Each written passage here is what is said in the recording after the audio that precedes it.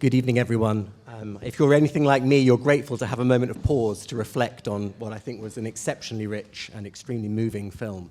It is an enormous pleasure and a great honor to be helping chair this conversation between Edmund and Ruth this evening, after what I think is an incredible act of witness, to use Edmund's words. So I'm Tom Stammers. I'm a French cultural historian at the Courtauld, and part of the reason that I'm here is that some of the work I think that Ruth has shown tonight resonates with a project that I've been involved in, and I've shamelessly brought a plug. This is a research project on Jewish country houses that has been run out of Oxford University for the past 5 years that I've been very fortunate to be involved in. And some of the way that Ruth's work thinks about architecture and Jewish identity and memory obviously speaks very powerfully to me, so thank you for that. We'll have about 20 minutes of discussion between the three of us, and then it would be wonderful to have questions from you in the audience, so I will then open it up. I should say this is the second time I've watched it in 48 hours, and I found myself more entranced the second time round than the first. But when I first watched it, I didn't realize, Edmund, that you were appearing in it.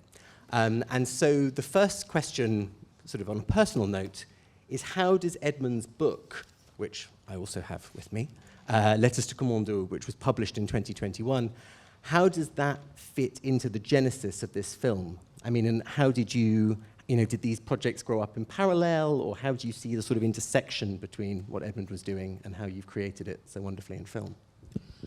Everything is a chance. I mean, as I somehow say in the beginning of the film, I really was going to the Parc Monceau when I was a child, coming from another part of Paris. And then when I was in high school, really near the Parc Monceau, so the Parc Monceau I would go with my friends, and so I knew this house. And on a very personal note, this notion, of course, I really don't come from the same milieu as the Camondo, too bad. But this very early on, this tension of Frenchness and Judaism has been a huge question for me. So, so this is for the Camondo thing. The other thing is, when I read Edmund de Waal first book, I mean, the first book I read, which was the Lièvre aux yeux d'ambre, the amber, Hare with the amber eyes. The Hare with the amber eyes. It was very funny because, usually when I go to a bookshop, I never hear to what the librarian has to tell me. I mean, I choose my own books. But I have a very good, actually, bookshop, and I trust him. And he said, you didn't read this book. You should read this book. And it was such a wonderful book. I mean, I don't say it because you're in front of me. I mean, I think it's such an important book. And in general, it's an important book. But especially, for French people, and for French Jews. I mean, it was a very powerful and subtle. I don't understand how you do this being an Englishman, to tell you the truth. Sorry about that. And so I knew this book. I said to myself for the Hare with the amber eyes, there's going to be a Hollywood film about this, from this book. I mean, it's such an amazing book, and so on. And then one day, I went with my mother to the Museum of Camondo. My mother is an old woman, and it was hard for her to. And, for me, it was just like rediscovering my teenage age. And so we were in the museum, and suddenly I said to her, I should make a film about this museum. And then, at the end, we went to the library. And then there was Edmund de Waal Camondo letters. And so you can imagine that I bought them, I read them, and I wrote to you directly, I must say. Can I say something? I'm sorry, I'm too long. Shares permission. The first thing I absolutely have to say is that I've only seen it now with you for the first time, and I am unbelievably moved by what you've created. It's extraordinary. I also, the sensitivity and the power of it is a miracle. So I am enormously privileged that you wrote to me and that you allowed me to come and spend time with you in that place, this place. And I had no idea I was going to be so much on your screen at all, alongside people I revere. One of the most extraordinary people who appears in your beautiful and momentous film is the archivist, Sophie Le Tannac. That extraordinary woman at the top of the house in the archives, who talks about the fact that in 1981, when she joined and the archives were stacked in the bath, and she gradually draws, I think she uses the word of a thread, that very beautiful, important word, and then really embroidered and made and rewove the story of the Camondo. All that research and dedication and care and witness, which then allowed Pierre Assouline to write his groundbreaking book about the Camondo. And then, you know, I walked down the Rue de Monceau from our own family house 20 years later and need to write these letters. And then you make this film. And then, Tom, you just weave this whole thing into your own research. So here we all are. I don't know where we are, but it's wonderful. It is a love letter to people who've worked on this subject before, and it's, I think, the polyphony, as Edmund says, is what's so special. For me, it was really an imaginary family. I mean, I love that. It was for me really that they were all parts of an imaginary family, because this was the thing. I mean, there was no family to tell the story. So Edmund and Sophie and Pierre somehow and Nora, and Surya, they're all part of this imaginary family that is walking, you know, and in fact it's in the head and in the hands too. That's why I needed you, because you have the head and the hands. You have the head and the hands. I had this astonishing film, sort of, excuse me for a minute, sort of answering it, that actually, of course, having seen the film, is that I have to start writing my letters all over again. Some of those images are unbelievably powerful. The images from the Parc Monceau of the shutters opening and closing, the death of Moïse and the single light from the basement that you have, the use of rain throughout your film, absolutely astonishing. The pacing of the family story. And then, of course, the final moment, actually in Constantinople, as I think of it, and placing the stone on the tomb. I mean, damn it. Volume 2. Good. To echo what Edmund was saying, I mean, the house really is the persona of the film in a way that it is the Sleeping Beauty house, as we hear at the beginning. And I thought the way that you captured the house at different times of day, the waking up, the going to bed, the extraordinary team of attendants who care for it and who love that house. To pick up on the thing about archives, though, and the kind of the way, as you say, that there is a world, you know, there is a community of researchers who've brought this story to light. Why do you think this story is not better known in France? In that, you know, we talked earlier about how it's taken as long as it has for a documentary now to kind of bring the story to a larger audience, despite the work that's been done by many brilliant people over several years. You were suggesting earlier that there is a resistance maybe still to these stories in France, and I wonder if it's worth thinking about why. Actually, when Pierre Assouline wrote his book about Camondo, it was really a huge, it was a great success. Yeah. But what I was surprised with was there is this beautiful historian, of course, a political historian. His name is Pierre Birnbaum, and he wrote a lot and studied a lot. This Israeli, but especially the intellectual and political elite like Crémieux or Reynac, etc., especially the people who were really very important during the Dreyfus affair. But as far as social history and cultural history is concerned, there is one or two books, but I was really, really very surprised that there is your book. There is this book by James Macaulay that you may know, The House of Fragile Things. And as we were saying earlier, it's to me it sounds like Paxton writing about Vichy. So it means that maybe it must be outsiders who because of course there was these books about Camondo, but none of them. So the discrepancy, or there is a problem here. I mean, these people gave so much to France, and so you have to write about it as a milieu, and it was not done in France. That's for sure. It's storytelling. It's all surely it's about storytelling. It's just that, Pache academics, you're an outsider in that way, in that you actually care about narrative and storytelling. But how do you make this a live, generative, difficult subject again? How do you make this family a real problematic presence in that street and in Paris and continuing to be? How can you walk, this is my thing, how can you walk, as tens of thousands have done, through the gates of the Parc Monceau into that museum, ignoring the plaque on the right-hand side, that small plaque which says about who died in Auschwitz, walk all the way around the house, have a lovely time looking at the Gobelin tapestries and all the wonderful French furniture, and come out and not know the story.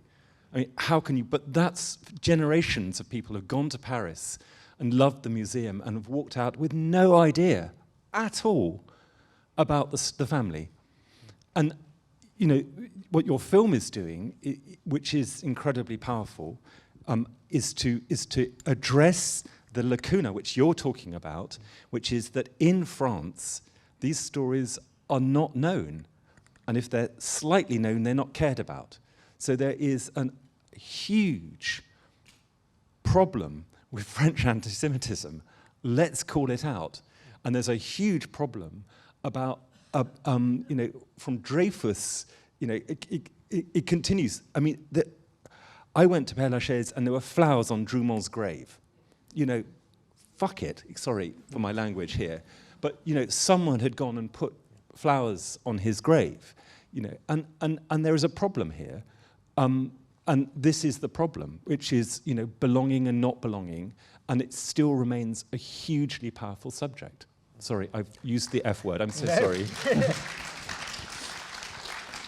How, sort of to echo what Edmund was saying, I mean, on the one hand, I think there's a problem that the people who work on the art and the objects often don't have a strong grip on the stories and the humans, and in a way the art is both the beautiful memorial but is also something that gets in the way about some of the other storytelling, I think. But I also wanted to ask Ruth, picking up on Edmund's question, how mindful were you that this was a story that you wanted to tell in the present moment? How much was the contemporary moment giving an urgency to choosing to tell this story now? Well, to tell you the truth, the problem is that it is always a moment, somehow. Yes, I made a film that will be shown tomorrow about a building in Paris. So, but in a poor area. So it's a very different story. But for me also, there was this kind of, it's how do you say that? It's the film are mirror to one another. So there was also this my history of filming.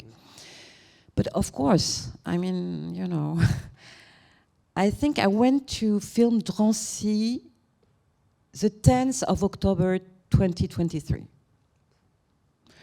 So I can tell you, and Pauline is here, and it was a very difficult moment. And every following month was a difficult moment. And of course, and I must say in general that to me, of course, the film is an obvious reflection about the tension between Frenchness and Judaism, about anti-Semitism, but it's also more broadly, it's a lot about Jews, it's true, but it's also more broadly about France and foreigners. France and what it can make of foreigners who want to be in this country and who want to be part of this country. And I think so. I think it's, of course, there is a 7th October 2023 and everything that followed. But more generally, to me, it's a good moment to show this film for many, many, many reasons. And not only Jews, Absolutely, but also Jews. absolutely right. Absolutely right. You're absolutely correct and beautifully said. And the heart of it is, of course, about assimilation. It's like, you know, people don't want you to assimilate any community. There are all these people who are calling you out for not being authentically X or Y or Z. So, you know, and you know, you can give as much as you want to a culture, but you are called out by some people for not being authentically, nationally pure. And this encapsulates that story so truthfully. The fear of the foreigner and the fear of the cosmopolitan. The cosmopolitan, the idea that cosmopolitan is a derogatory, degrading term, you know, runs through this whole thing. Where do you belong? Where have you come from? And I think this is, yes, one of the main questions today, everywhere, in every country. Yeah. In France, of course, but not only in France, as you know. Yeah. Can I ask about the challenges of filming the collection? Because, as I say, what you show beautifully is that René Sergent designed the house around the collection. You know, it's the objects that are the core, and the house is this kind of beautiful envelope, this beautiful cabinet. Maurice de Camondo had a very clear sense, a choreography of the house, in which he wanted you to see how things should be seen together. And I just wonder, both for Edmund, how you wrote about this, but also how you filmed it. Did you feel you had to resist a little bit the way he wanted you to view the collection, in that both of you get quite interested in the kitchens, or running up to the kind of the attics, or looking in the cupboards where the silver is kept, because otherwise it is such an extraordinarily harmonious but curated space. I just wonder about the resistance to work with that curation or to try and sort of subvert it somehow. What I felt was happening in the film beautifully, and I'm sure people will agree with me, was I felt that Ruth was using the camera like Moise's hands. So she kept moving. I felt that what you were doing, there weren't sort of grand panoramic shots. You know, it wasn't Luke's. It wasn't the world of interiors. You know, what it absolutely was hovering amazingly over a bit of marquetry, and then a bit of gilding, and then the texture of something, and then a door opening. And I absolutely got the feeling of a sort of tutelary presence. Sorry, it's the wrong word. A presence moving something around, so I felt you were inhabiting his eyes and his hands beautifully, which is, I think, how you move through it. The house. Which echoes Pierre Assulide at the beginning, saying it's a maison, not a musée, because of la présence des morts. Like there's something dwelling in it. Yeah. Yes, of course. I remember I had discussions with my DOP, who really made a beautiful work. He's not here today, but he did good. And I was so scared, you know, because in France we have this, you know, this kind of, you must have also this kind of shows, you know, in a castle, and you have, you know, Stéphane Bern, you know, about, you know, we're going to discover now the beautiful castle. And so I said, we must not do that. Yeah. You know, it's, of course, it was based on sensation and emotions, and of course the feeling that, you know, I do believe in ghosts. Yeah. So, you know, we played the ghost camera somehow. So whether it's Moise, whether it's you, this imaginary family, I don't know, but it's, I mean, it's being seen. Can I just say quickly, in Head with Amber Eyes, I actually say that I go down to the Camondo, the Musée Camondo, and I reach over a rope and I kind of touch a piece of furniture. And years later, the director of the museum said, "Really? You know, you really did that?" And now in the film, actually, you film me embarrassingly, actually touching one of the sacred I must say, I hesitated objects, with the editor. On film, really big. I know. So thanks, Ruth. To tell you thanks the truth, very much. I was with the editor, who is a beautiful editor also, and I want to say that really she's a grand editor in France. Yes, editor. You say that? Editor. And at one point we were discussing, it's a bit problematic that Edmund, but okay, let's go for it, you know, because I love you too much anyway. So you have the right to do that. Can I ask about the experience of filming in Istanbul? Because like Edmund, I found it incredibly poignant the broken tomb of Abraham Salomon at the end, and I knew the Camondo steps, but I'd never sought out the other traces. And I just wonder what memory is left of the Camondo in Istanbul when you were doing this work. Well, I must say it's very hard. First of all, there are some people who are working on it, but not a lot and not very precisely. So there is a problem with people. There is a problem with the Jewish community who is very scared and not very, so they're very low profile. So you've got an exploitation, as usual. You have a commercial exploitation of Camondos. You've got several hotels, Camondo ci, Camondo là, Camondo what. So, of course, it must have belonged. So in every hotel where you step in Camondo hotel, there is there are 4 or 5 Hotel Camondo. And so you have all the pictures of the Camondos, and you want to throw up because it's really a commercial utilization of this family. But to find really traces, I mean, you saw the house that you saw? It's a real house. I mean, it's for instance, I really wanted to know because it's in Galata. It's a very central touristic place, and I really tried to inquire why is it still here in ruins.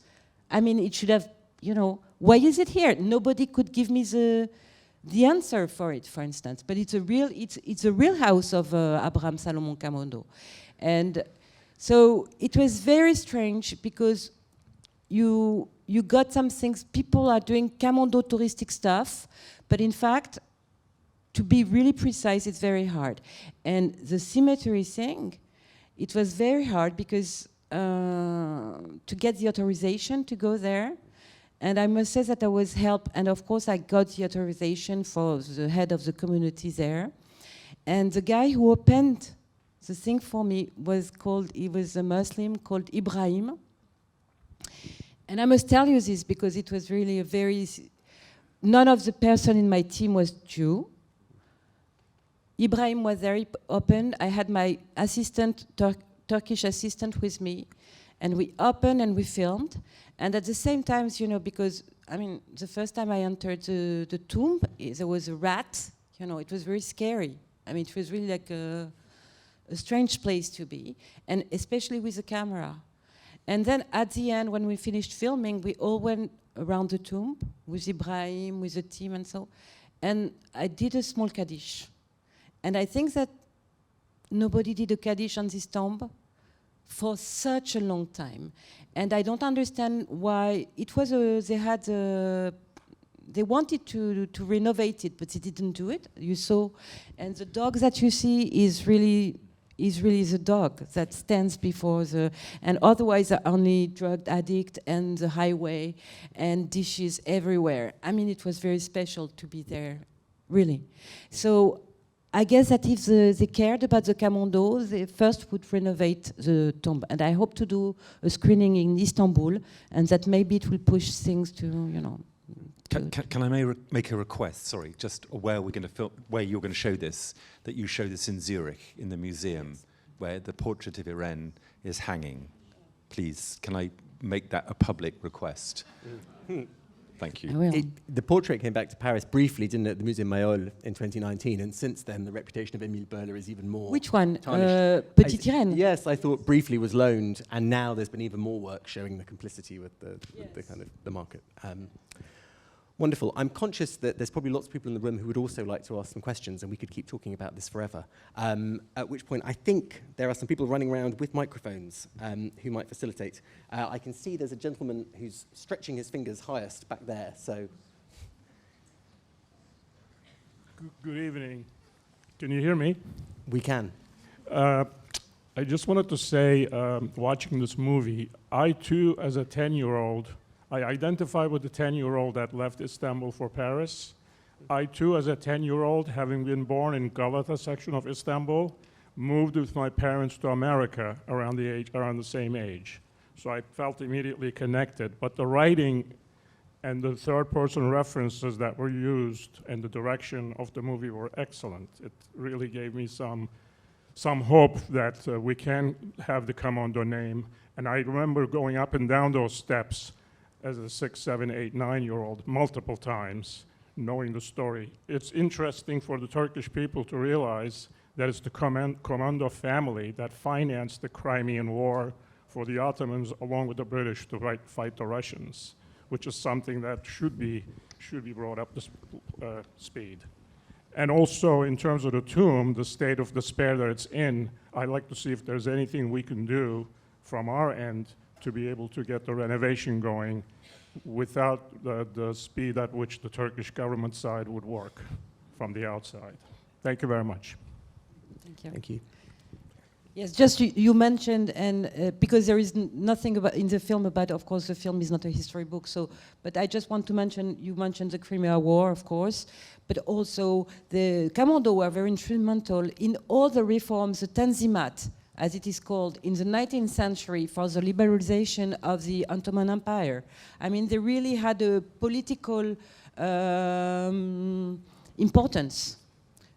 I just want to mention that. Thank you very much.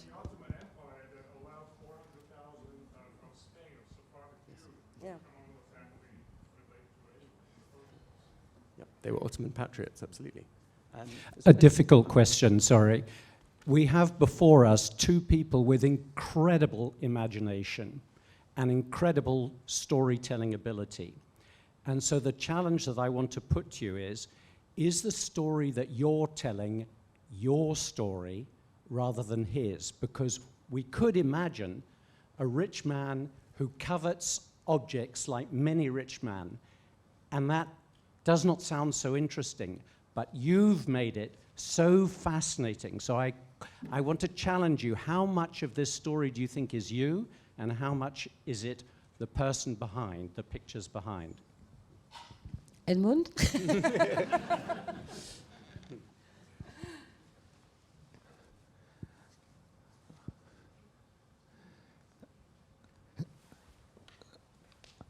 Good provocation.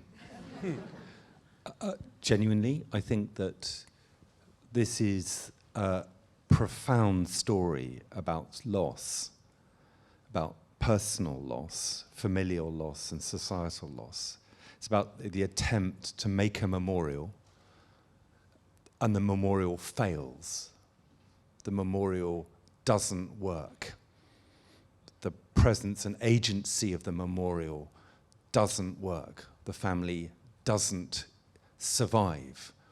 The inheritance isn't continued. The city that was given the collection and memorial forgets who the people were. There's a name and nothing more. In that sense, of course it's a personal story, not about a plutocratic banker and his taste for 18th century art. It's a story about a memorial, but it's also obviously a story that resonates powerfully with my own family story. But at the heart of it is an absolutely extraordinary truth, which is that is the story of Moïse de Camondo, about the failure of a memorial, you know, assimilation thrown back in your face. And that is worth telling. So that's my take on it. I hear you, and that's my answer. Ruth. You're right, somehow, because, of course, there are nearly no personal letters, no personal diaries. So is this a projection? I don't think so. But you're right. I mean, the intimity, the interiority of Moïse de Camondo and Isaac de Camondo is a projection. But I think there are hints, and I think there are indices. Traces. Yes, traces. Like so. You know, when you don't have. I mean, I think it's a good provocation, and it's very important to say this thing. And of course, there is projection. I mean, I started this this evening saying, you know, I have my own issue with this tension between Frenchness and Judaism. So of course, you know, but we have James Macaulay found, because it's James Macaulay who found it. He had so many, you know, fantasies about Beatrice, I mean, very orthodox fantasies. Huh? No. And finally found letters by her, and very intimate letters that she was writing to, and it really, and the projection he had were confirmed by the letter somehow. So you know, there also, when you look at something with with very close eyes, I think you can feel the real things for me. So it's not only imagination, I believe. And of course, you've got to be rigoureux. How do you say rigoureux in English? Rigorous. And you've got, you know, to be a good historian, of course. I mean, somehow, of course. But if you look closely at things, you know, also emotions, I think, and intuitions are good, I think. Can I ask one quick factual follow-up? I was very struck you used the second person, you know, Maurice, you, and exactly the same as Edmund had in the book. I hesitated was that because inspired by Edmund? Or? Yes. Yeah. Yes. But because it was the only way to build a bridge, and it was the only I mean, you found the only interesting way to tell the story, I think. I mean, and for me, also in my films and in my writing, it has always been very important to give a form to the interval of time, not to pretend to be, you know, to be where I'm not. I'm here. I mean, I'm here. So I can only speak from here. So this you, of course, is a bridge in time. It's the time corridor that you get into. Wonderful. Can we take the gentleman here? Thank you. Thank you for a wonderful film. It's absolutely fantastic. I was really moved by it. I've actually got Turkish Jewish heritage as well, Sephardi. I've got cousins in France. I'm going on Sunday. And the museum was one of my things I was going to visit, and I found out yesterday it was closed. So I'm really glad I've come to see the film this evening. It's been absolutely wonderful and very, very moving. Just a couple of very simple questions. I think the gentleman behind alluded to the steps in Galata. You talk about the Galata steps, and in the film someone mentioned a road called Camondo Road. Was that sort of a poetic license, or is there actually a road called Camondo Caddesi in Istanbul? Yeah, it was called Camondo. It was, I think it's, you have Felek. Yes. You see Felek? Yeah, I don't know it, but I can find it. It's when you climb the Camondo stairs. Oh, okay. Yeah. There was a street Camondo, absolutely. Oh, it's not a poetic license. Oh, brilliant. And the stairs, have they actually named Camondo stairs so you can see them? I've seen the photo of them before coming this evening, but they've actually got a name to say who built them, and it says Stairs Camondo or Scalier Camondo or something. Has it actually got the name of Camondo by the stairs? Yes, there is a small plaque. Oh, great. There is a very small plaque that you cannot see very well, but there is a small plaque. It's quite recent. Okay, and brilliant. it's that it was built by the family Camondo, but it's there is a small plaque there, and they are called the Camondo stairs. Okay, brilliant. But there was a Camondo street.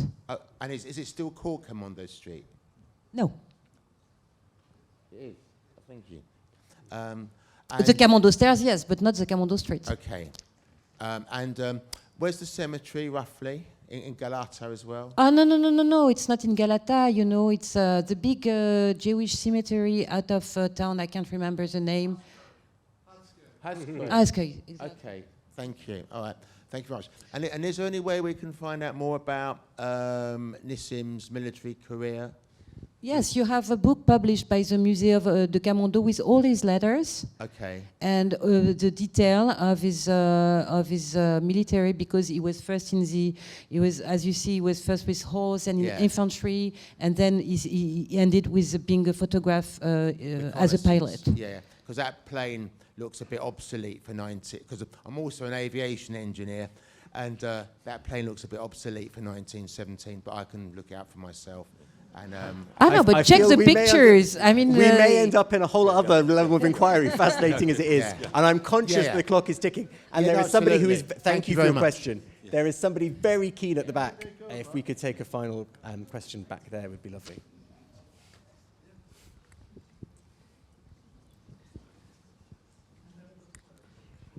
Yes.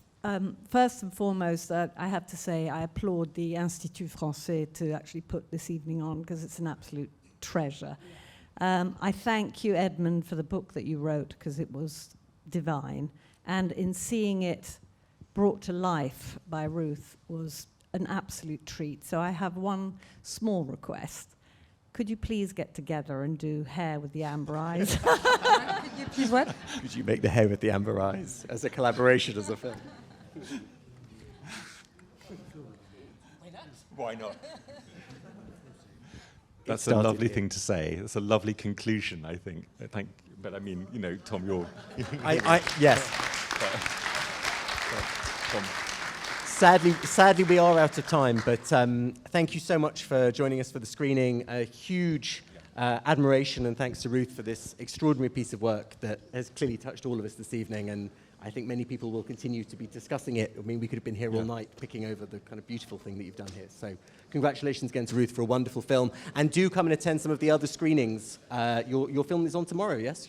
Yeah, there is this film about 209 Rue Saint-Maur. It's a very different film, but with... Thank you so much. Thank you. Thank you, Tom.